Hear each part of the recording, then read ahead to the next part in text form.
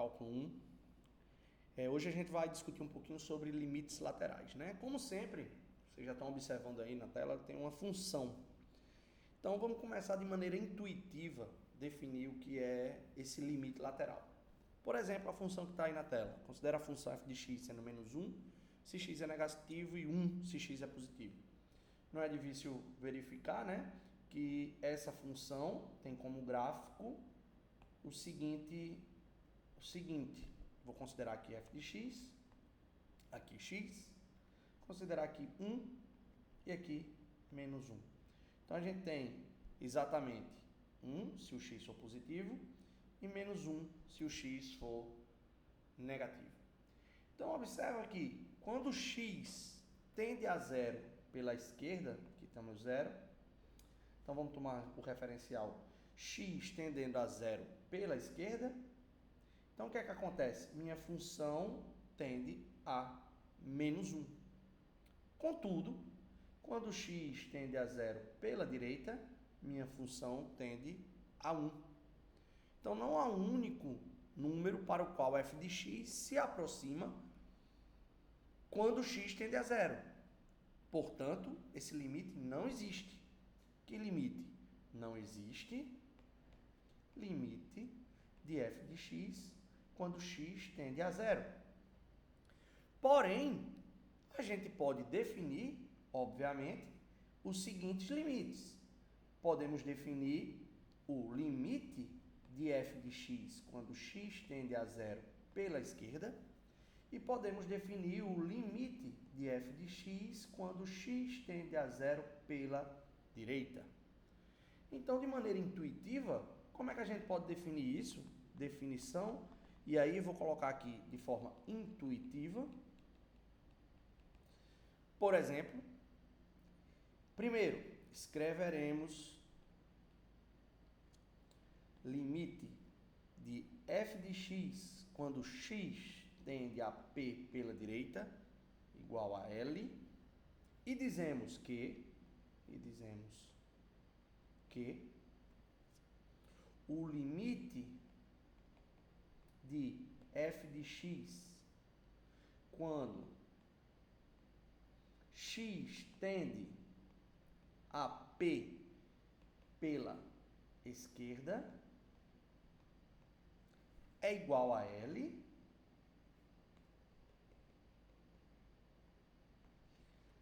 se pudermos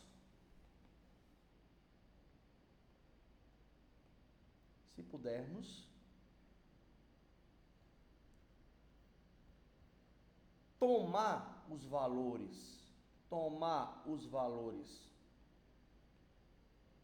de f de x arbitrariamente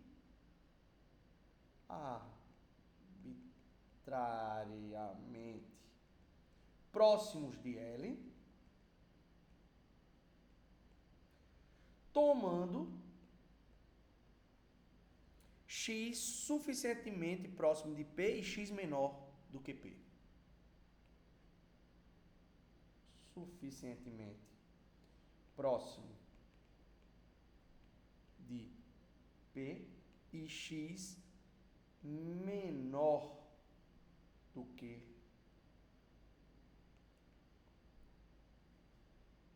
P. Então, da mesma forma, a gente pode o quê?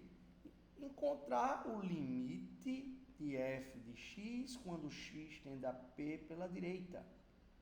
Tá? Isso é igual a L. Então, a mesma forma. E dizemos que o limite de f de x quando x tende a p pela direita é igual a L se pudermos tomar os valores de x arbitrariamente próximos de L, tomando x suficientemente próximo de P, só que agora x maior do que P. Então, a definição é similar, análoga. Tá ok? Precisamente, o que a gente está fazendo? Precisamente, a gente está fazendo o seguinte. Observa que, por um lado, eu tenho o limite, vamos ver uma figurinha aqui, Por um lado, eu tenho o limite, observa, da minha função quando x tende a p pela esquerda, valendo L. Por outro, quando x tende a p pela direita, vale esse mesmo L. Isso aqui é um gráfico que a gente observa que a gente não tem a continuação do gráfico exatamente porque a gente não sabe se o limite do lado esquerdo existe e a mesma coisa aqui do lado direito, ok? Perfeito. Com isso em mãos, agora a gente pode dar uma definição de limite formal por epsilon e delta, que a gente já aprendeu na última aula, tá? Então, quem seria a definição formal agora? Então, vou colocar aqui definição formal para limites laterais. Olha, eu quero primeiro que o limite de f de x, quando x tende a p pela esquerda, seja L. Então, o limite de f de x, quando x tende a p pela esquerda, é L, se para todo epsilon positivo existe um delta positivo, tal que P menos delta menor que x menor que P implicar f de x menos L menor que epsilon. Isso daqui é o que a gente vai denotar de limite lateral esquerdo. Ora, e o limite lateral direito? É uma definição análoga, lembrando que eu vou somar delta do lado direito.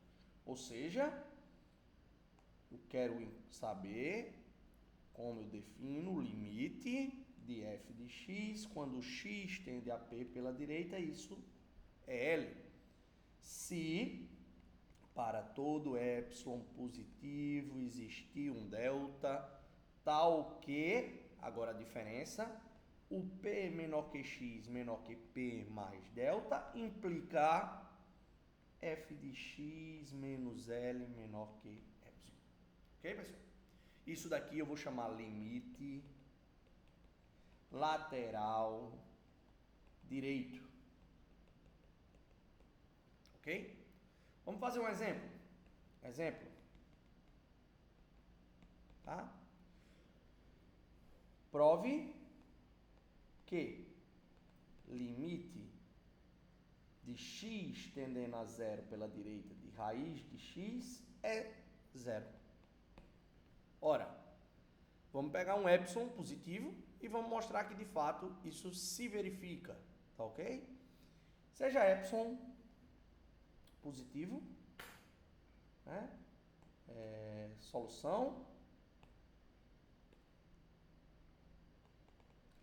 seja epsilon positivo, tá? Queremos encontrar delta positivo, tal que, o que é que acontece? Raiz de x menos zero, seja o limite, menor que epsilon, sempre que x positivo é menor que delta. Ou seja, o que é que a gente tem? Dessa primeira igualdade de asterisco, o que é que a gente tem? Que x menor que epsilon quadrado, sempre que, de asterisco, o que a gente tem é x menor que epsilon quadrado, sempre que isso daqui ocorre. Mas, ora, o que isso nos sugere? Sugere que posso escolher delta igual a epsilon quadrado. Isto nos sugere escolher delta igual a epsilon quadrado. Vamos verificar que Tal escolha está correta? É correta. Ora, dado epsilon, vamos lá, de fato, dado epsilon positivo, seja delta igual a epsilon ao quadrado. Se acontece essa relação, ou seja, x é menor que delta e maior que zero, então, vamos ver se ela de fato é a melhor escolha. Raiz de x menor que delta, raiz de x, voltar à tela, menor do que raiz de delta, e isso aqui é exatamente o epsilon. Logo, raiz de x menos zero é menor que epsilon, portanto, limite de raiz de x quando x tende a zero pela direita é zero. Ok? Isso daí mostra, pessoal, que a gente pode ter uma situação interessante, né? Você imagina o seguinte, imagina que, professor, tudo bem, isso aqui termina a nossa questão. Mas imagina agora o seguinte, imagina que eu tenho uma função cujo limite, por um lado, vale um valor, vou chamar aqui, e por outro, ele vale esse mesmo valor. Ou seja, quando ele tende o elemento aqui pela direita vale um valor P, e quando ele tende pela esquerda também vale P. Ora, o que é que isso significa, pessoal? Significa dizer o seguinte, o limite de f de x quando x tende a P, isso daqui é L, para não confundir vocês, né? Vou chamar aqui P, tá? Para ficar mais claro e evidente, tá? E aqui eu vou chamar L como limite, tá bom? Então, que essa é a notação que estamos utilizando. O limite de f de x, quando x tende a P é L, se e somente se, tá? Os limites laterais são iguais. Intuitivamente a gente consegue ver isso na figurinha que eu acabei de mostrar a vocês, tá? Então, se o limite de f de x é L quando x tende a P, se e só se, os limites laterais existem e são iguais. Ou seja, x tendendo a P pela esquerda é igual ao limite de f de x quando x tende a P pela direita, que é igual a L. Tá? Então, observa que intuitivamente, com a primeira nossa exemplo, a gente tem uma coisa muito importante dessa propriedade, né? A gente tem uma coisa importante dessa propriedade, que é exatamente quando isso não ocorre, né? Por exemplo, a gente começou a aula de hoje com um exemplozinho simples, né? Lembrem que era menos 1 e 1, aqui, vou completar aqui. Então, esse aqui é menos 1, aqui é 1. Então, observe o seguinte, f admite limites laterais em P e os limites laterais são distintos, então não existe limite, tá? O que a gente fez é exatamente ver o que aconteceu no começo do exemplo, tá? No começo da aula. Então, uma consequência, né? Vamos colocar assim, ó, uma consequência, vou colocar aqui, consequência desse quadrado acima é a seguinte, tá? Se f admite limites laterais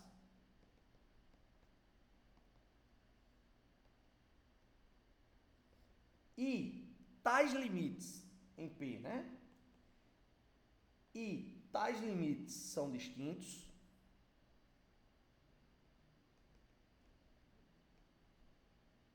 são diferentes, isto é, o limite de f de x quando x tende a p pela direita é diferente do limite de f de x quando x tende a p pela esquerda, então não existe limite. Não existe limite, escrever assim, limite de f de x quando x tende a p. Tá? Então, isso é uma consequência dessa nossa observação que está aí no retângulo, tá ok? Está aqui no retângulo. Tá ok? Além disso, um outro ponto, né? Vamos colocar aqui um ponto. O outro ponto é, então não existe esse limite. Se f não admite um dos limites laterais, tá? Por exemplo, os limites laterais, que eu disse anteriormente, elas existem, os limites laterais existem, mas são distintos. Agora eu estou dizendo o contrário, tá? Estou dizendo exatamente, suponho que o contrário não, suponho que um deles não exista, tá? Se f admite um dos limites laterais, ou seja, não admite um dos limites laterais, então não existe limite, tá? Vamos escrever isso. Se f não admite um dos limites laterais, em P, obviamente, então não existe limite de f de x quando x tende a P. Tá? Isso é bem bacana e nos dá a possibilidade, pessoal, de dar um refinamento da questão da continuidade. Então, a gente vai finalizar hoje essa aula dando uma definição, ou seja, o conceito de limite lateral possibilita estender a definição de continuidade para intervalos fechados. Como? Definição. Tá? Continuidade em um intervalo fechado. Como é que eu defino isso? Como é que eu defino isso? Uma função f é contínua em um intervalo fechado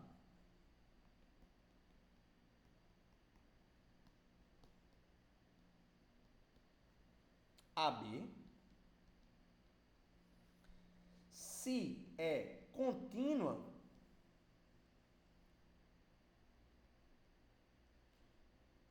no intervalo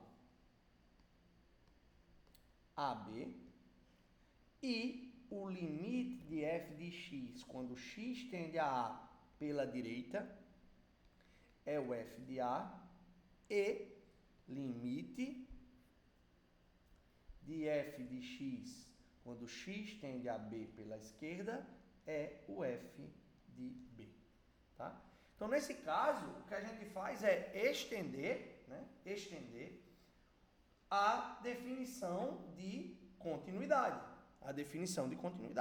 Tá?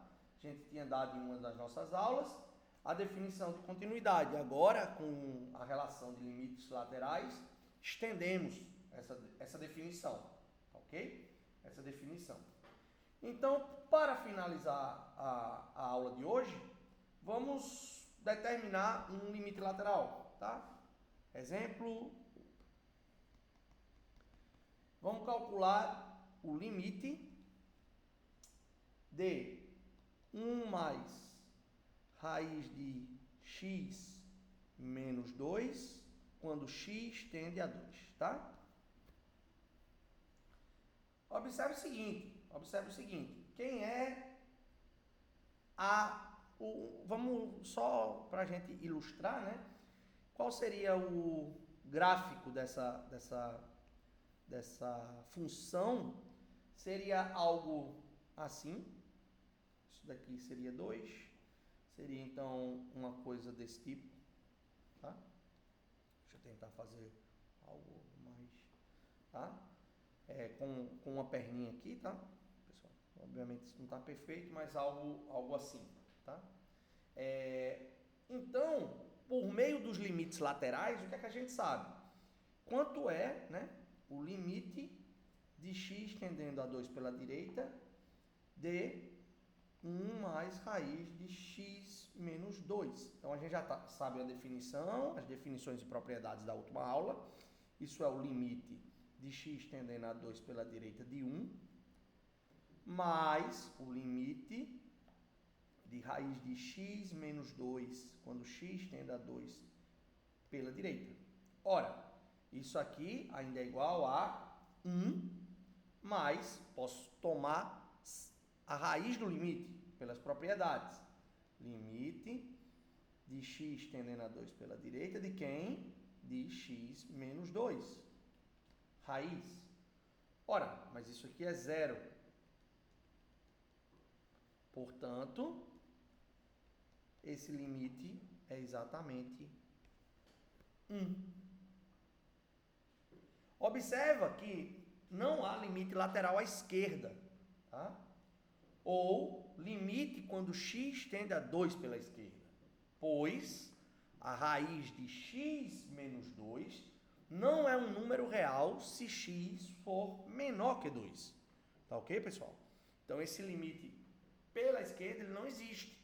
Então, o que a gente acabou de conversar, né, anteriormente. Então, não existe limite quando x tende a 2. Por quê? Porque um dos limites laterais, neste caso, é quando x tende a 2 pela esquerda, já que esse número aqui deixa de ser um número real, não existe, tá? Então, só posso calcular o limite lateral à direita. É isso, pessoal. Essa é a aula de limites laterais. Espero que gostem e até breve.